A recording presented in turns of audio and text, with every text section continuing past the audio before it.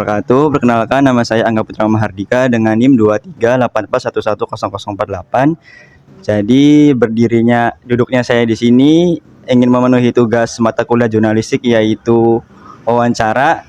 Jadi pada hari ini saya mengambil judul atau tema integrasi literasi di Kota Terasi bersama narasumber saya yang bernama Mangga. Ada sana. Ya.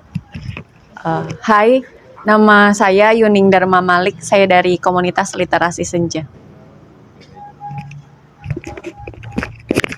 Baik, saya bacakan dulu pengantarnya. Di zaman abad ke-21 ini, tingkat literasi Indonesia tidak hanya bergantung kepada buku, majalah, dan literatur.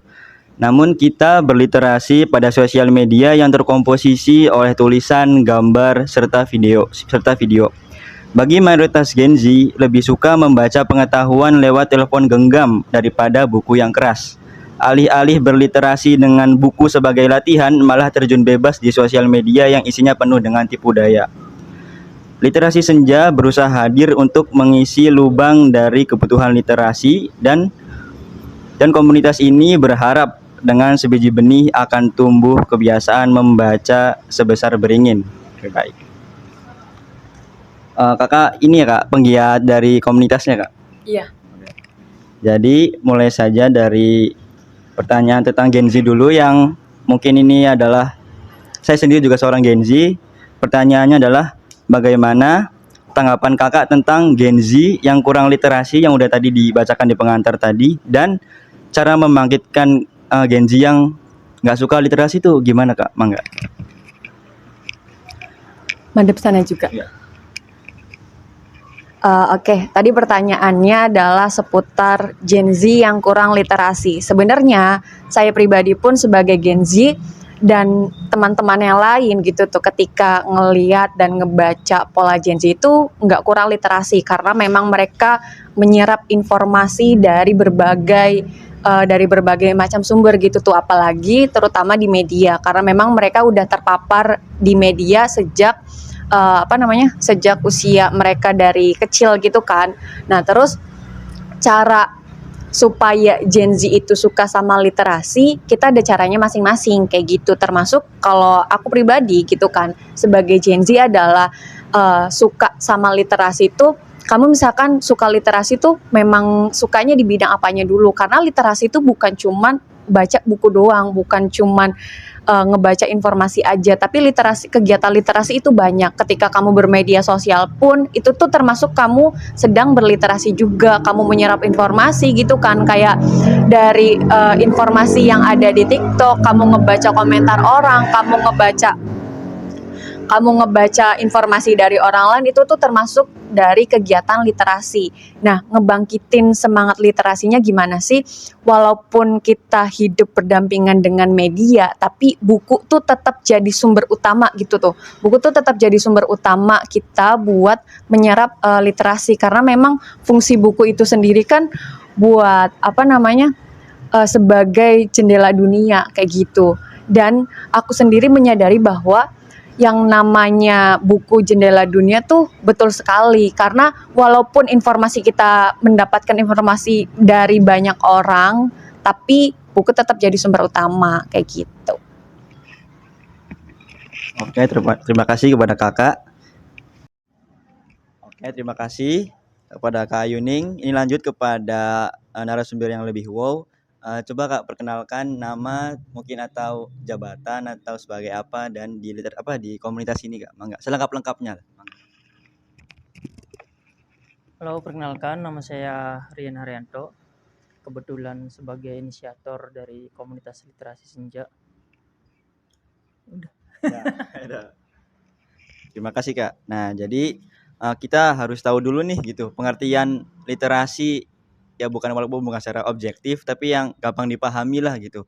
Tadi sempat disinggung juga sama Kak Yuning kata literasi itu bukan hanya membaca buku aja gitu, masih banyak yang lainnya. Jadi menurut kakak ini dua aja sekalian ya, apa itu literasi dan kenapa sih literasi itu penting gitu? Mangga Kak.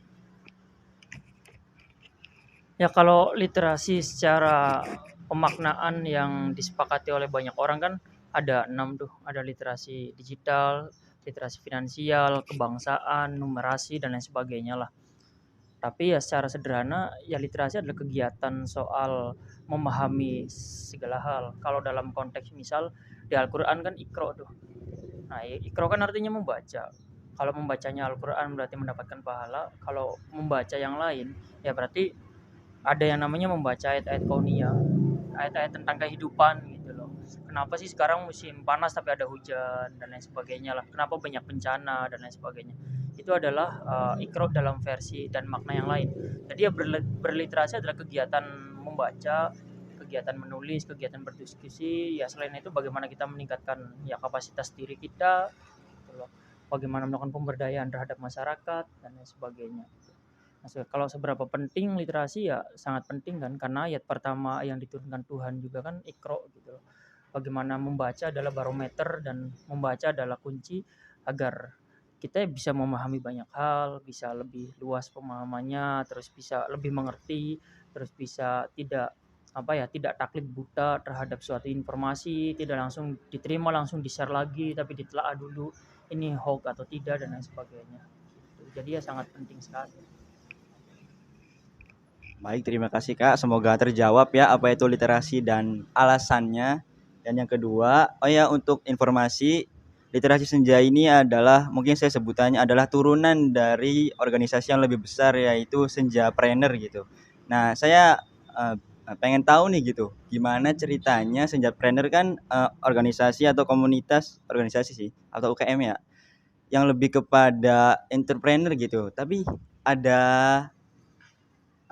bagian atau turunnya tuh literasi gitu. Berarti kan ada kaitannya di entrepreneur sama literasinya gitu. Ya, jadi kira-kira yang pertama apa itu literasi senja?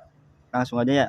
Terus kenapa ada literasi senja di dalam Senjapreneur dan bagaimana nilai yang dianut untuk literasi senja sendiri, Kak? Mangga.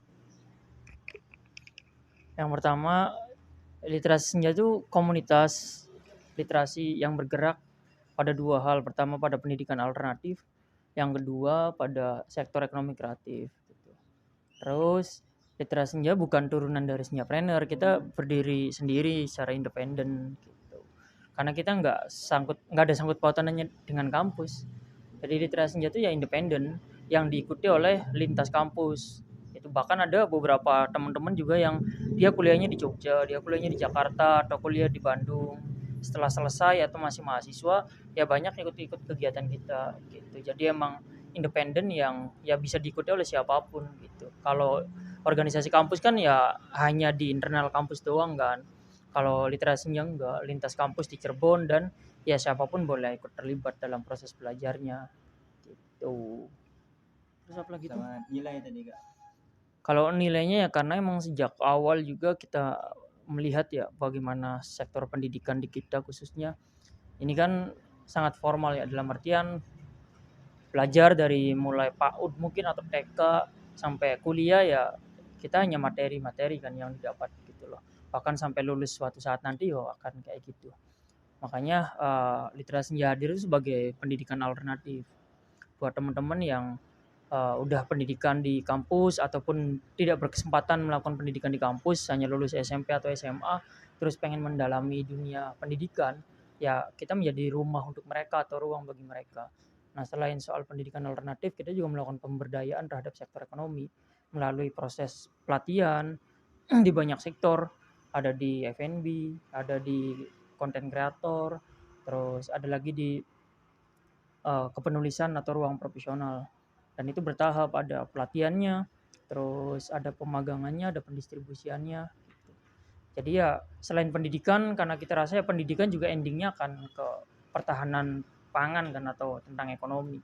Jadi ya kita nggak selesai hanya sekedar baca tulis diskusi, tapi selain itu kita ada banyak program-program yang menunjang tentang skill yang endingnya nanti akan bermuara pada sektor kemandirian ekonomi gitu. Ya, sedikit saya tanggapi berarti literasi senja ini bukan hanya komunitas gitu ya Kak. Ini adalah suatu gerakan atau gebrakan jangka panjang gitu. Mungkin yang terkenal tentang literasi yang di negara Indonesia itu biasanya kan Jakarta Book Party, Bandung Book Party atau Makassar Book Party gitu. Yang mana saya belum tahu sebenarnya isinya apa, tapi saya mengira dulunya literasi senja itu ya hampir sama-sama lah. Ternyata ketika saya mengetahui ternyata berbeda betul lah gitu. Tidak hanya sekedar membaca saja. Baik, eh, karena buku itu adalah apa ya namanya ya, objeknya mungkin ya kayak objek literasi, tapi nggak selalu sih. Jadi menurut kakak sendiri sebagai founder, sebagai seseorang yang menggeluti di bidang literasi, apa sih kira-kira makna buku bagi kakak dan nilai yang kakak bisa berikan tentang buku kepada orang lain? Mangga Kak. Ya, buku menjadi satu hal yang sangat penting ya. Walaupun sekarang era gadget ya, era digital, semua bisa mengakses buku digital, tapi ya buku tulis tetap menjadi salah satu alternatif utama untuk mendapatkan informasi. Bahkan di salah satu buku, di balik kecerdasan orang-orang Yahudi, mereka itu nggak suka baca buku di digital, tapi baca bukunya ya di fisik, buku yang print gitu. Karena bagi mereka itu ya kalau buku digital ya kita ngerasain sendiri aja, baru baca berapa halaman ada WA masuk, ada Instagram masuk, kan ada notice, ya akhirnya kita nggak concern bacanya. Beda dengan baca buku kan, kita udah bener-bener concern gitu. HP ya bisa dikesampingkan atau dimasukkan ke tas dan lain sebagainya, dan tidak ada gangguan dari luar gitu. Nah itu kenapa pentingnya tetap membaca di saat gempuran digital ya sekarang. Tapi yang nggak jadi masalah, bukan berarti melarang untuk melakukan aktivitas membaca di digital ya gitu. Ya nggak apa-apa, karena kemudahan juga perlu kita optimalkan gitu. Tapi ya kalau pentingnya buku ya tadi, karena akan lebih konsentrasi ketika kita membacanya dibanding dengan digital gitu. Nah kalau teman-teman kenapa misal penting juga membaca, ya apalagi sekarang kan dengan gempuran digital ini kan, akhirnya buku-buku yang fisik juga banyak informasi, toko-toko buku udah mulai pada tutup kan di berbagai kota kan saat ini gitu. Ya karena emang gempuran kondisi digital gitu. Tapi kalau kami di Literasi Senja sejak awal tidak pernah tidak menyarankan untuk mengakses buku atau membaca melalui digital. Jadi kalau teman-teman misal ada satu momen atau ada satu teman yang secara finansial tidak memadai sehingga harus mengakses buku lewat digital, ya kami tetap support untuk mengeprint.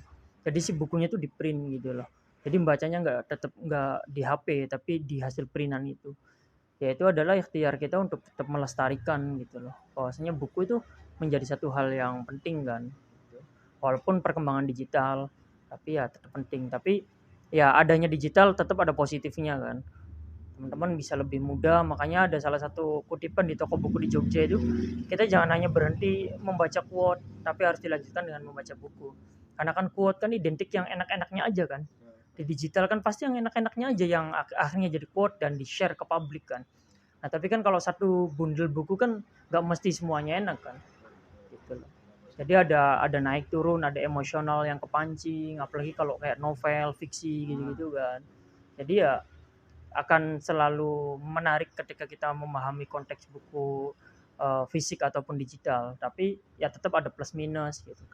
Cuma kami menyarankan ya buku yang optimal dan supaya tidak ada gangguan dari pihak luar, ya baca buku secara fisik. Terima kasih. Berarti eh, walaupun PDF itu lebih mudah ditemukan ya Kak ya, lebih mudah diakses, gratis gitu kan, banyak lah caranya gitu.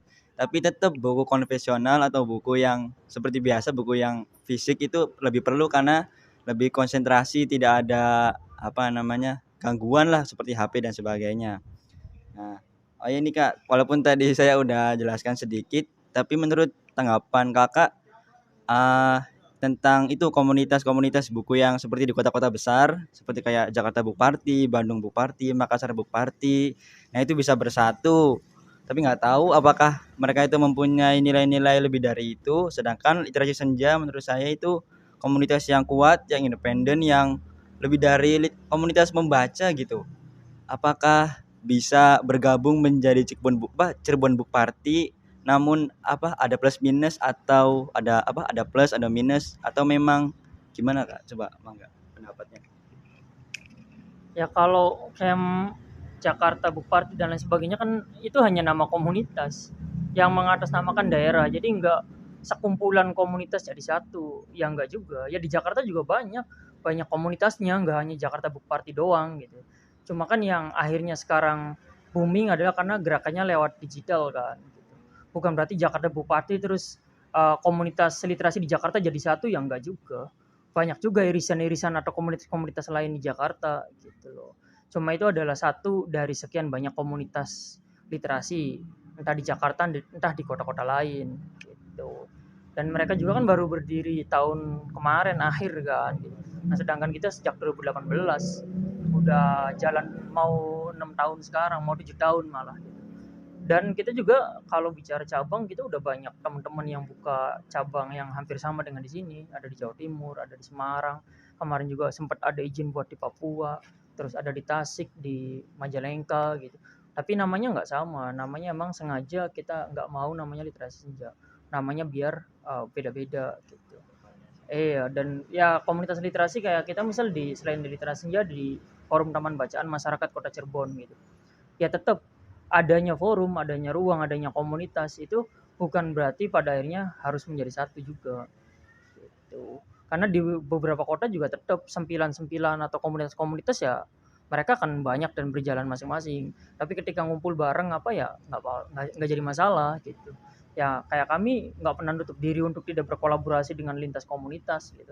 Ya kita juga bukan hanya sekedar sama komunitas literasi talk, kita sering join dengan anak-anak musik, dengan anak-anak teater, dengan anak-anak film misal, dengan anak-anak kalau di ekonominya dengan anak-anak kopi, dengan anak-anak pecinta alam gitu. Kita sering berkegiatan bareng. Jadi lintas sektor, nggak hanya sekedar di literasi doang. Nah, kenapa misalkan Cirebon nggak ada Cirebon Book Party? Ya kita juga nggak tahu kan. Itu kan mekanisme dari Jakarta kan. Cara membuat komunitasnya seperti apa? Ya kita nggak pernah tahu gitu. Kalau di Cirebon kenapa nggak ada, nggak tahu juga. Nggak tahu kenapa harus ada dan kenapa nggak ada. Ya kalau plus minus pasti ada, nggak ada gerakan yang baik atau buruk. Semua gerakan ya pasti baik kan. Ujungnya adalah untuk kebaikan. Cuma metodenya saja yang berbeda-beda. Satu sama lain pasti punya tujuan yang mulia lah, yang bagus. Cuma kan terapan daripada programnya berbeda-beda gitu. Nah kalau di kami di literasi senja itu emang udah matok beberapa kegiatan yang notabene itu akan selalu dijalankan. Kayak tiap minggu, hari ini nih persis nanti habis maghrib itu ada namanya ngaji buku. Itu udah 6 tahun jalan tanpa putus, selalu konsisten selama 6 tahun. Terus setiap tahun kita ada Caruban Literasi Festival. Jadi festival literasi se Cirebon yang sering dihadiri oleh teman-teman dari lintas kota. Itu setiap tahun gitu loh. Dan program-program kolaborasi lain kayak misal ada teman-teman yang baru launching buku misal, ya kita sering jadi wadah untuk mereka launching buku atau sharing buku atau diskusi buku dan lain sebagainya. Gitu. Jadi ya satu gerakan dengan gerakan lain punya tujuan masing-masing, punya cara masing-masing, punya strategi masing-masing gitu.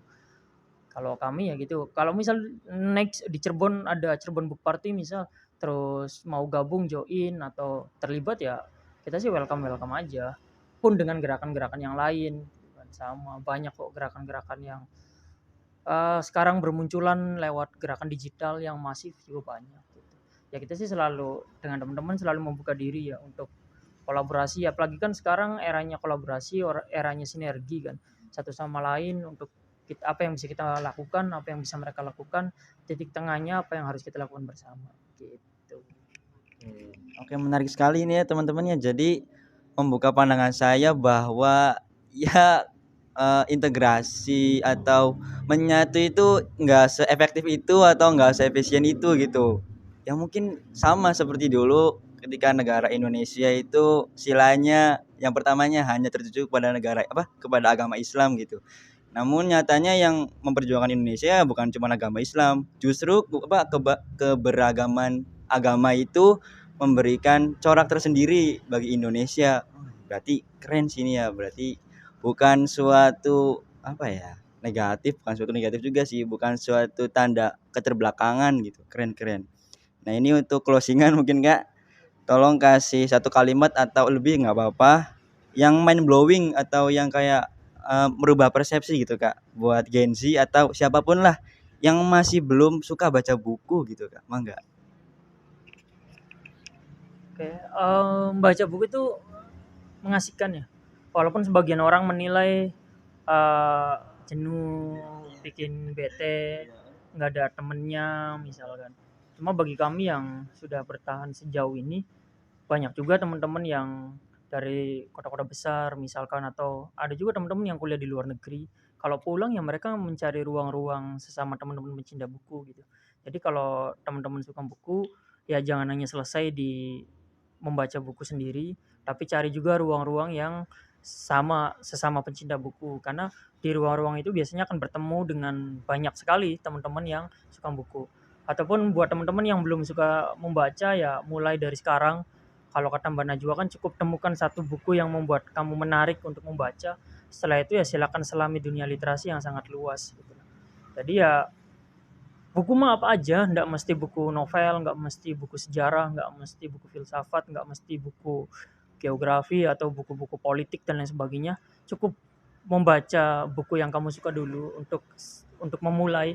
Setelahnya ya silakan nanti akan mempelajari berbagai disiplin ilmu lain juga nggak jadi masalah gitu. Jadi ya mari membaca, jangan sungkan untuk bergabung, misal kalau mau sharing atau mau menemukan ruang yang asik untuk membaca nggak jenuh, ya boleh nanti gabung atau join bersama kami, atau kalau secara person ya silakan nyari buku yang menurut teman-teman paling asik dan paling disukai gitu. Terima kasih kepada kalian, kepada atas ilmunya yang sudah diberikan. Jadi buat teman-teman atau kepada Gen Z yang masih suka nonton Twitter atau Instagram gitu, nggak pernah baca buku. Karena sekarang juga lagi tren katanya matinya kepakaran, ya karena itu. Karena ya mungkin kurang suka membaca buku juga gitu. Nah, jadi silahkan temukan buku apa yang bisa kalian mencintai gitu. Terus setelah membaca, tidak hanya membaca saja, bisa kalian beraksi kepada kegiatan selanjutnya, yaitu forum diskusi, karena sejatinya saya juga percaya bahwa buku ya diciptakan untuk merubah seseorang gitu, bukan hanya untuk mendapatkan pengetahuan saja. Oke, baik, terima kasih kepada kalian, kepada Kak Ayuning, dan kepada Kopi Satu Visi yang telah memberikan tempat untuk saya melaksanakan tugas UTS saya. Mungkin itu saja yang bisa dapat saya sampaikan. Wabillahi taufiq wal hidayah. Wassalamualaikum warahmatullahi wabarakatuh.